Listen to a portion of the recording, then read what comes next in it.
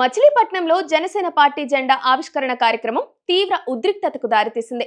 మచిలీపట్నంలోని రామానాయుడుపేట సెంటర్లో పార్టీ ఆవిర్భావ దినోత్సవం సందర్భంగా జనసేన నాయకులు పార్టీ జెండా ఆవిష్కరణ కోసం జెండా దిమ్మెను నిర్మించే ప్రయత్నం చేయడంతో ఈ వివాదం తలెత్తింది.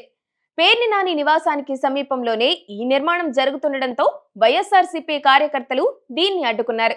నిబంధనలకు విరుద్ధంగా అనుమతులు లేకుండానే ఈ నిర్మాణం చేస్తున్నారని వైసీపీ ఆరోపిస్తుండగా తమ పార్టీ జెండాను ఆవిష్కరించుకునే హక్కు తమకు ఉందని జనసేన శ్రేణులు వాదించాయి. ఈ క్రమంలో ఇరు వర్గాల మధ్య తోపులాట జరిగి పరిస్థితి ఘర్షణకు దారితీసింది. పరిస్థితి అదుపు తప్పకుండా ఉండేందుకు పోలీసులు మచిలీపట్నంలో భారీగా మోహరించారు.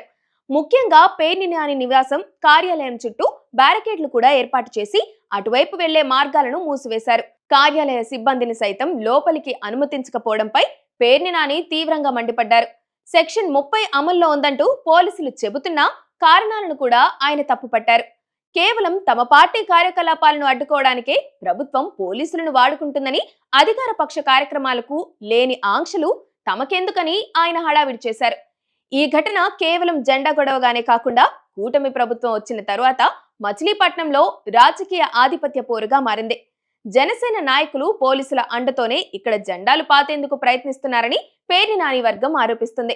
మరోవైపు శాంతి భద్రతల పరిరక్షణ కోసమే ఆంక్షలు విధించామని పోలీసులు చెబుతున్నారు. ఇరు పార్టీల కార్యకర్తలు పెద్ద ఎత్తున మోహరించడంతో పోలీసులు లాఠీచార్జ్ చేయాల్సిన పరిస్థితి కూడా ఏర్పడింది. ప్రస్తుతం మచిలీపట్నంలో పరిస్థితి నివురుగప్పిన నిప్పులా ఉంది. ఘర్షణకు సంబంధించి ఇరు పక్షాల ఫిర్యాదుల మేరకు పోలీసులు కేసు నమోదు చేశారు. జెండా దిమ్మ నిర్మాణం వద్ద ప్రస్తుతం పోలీసు పహారా కొనసాగుతుంది. పట్టణంలో ఎలాంటి అవాంఛనీయ సంఘటనలు జరగకుండా అదనపు బలగాలను కూడా రంగంలోకి దించారు.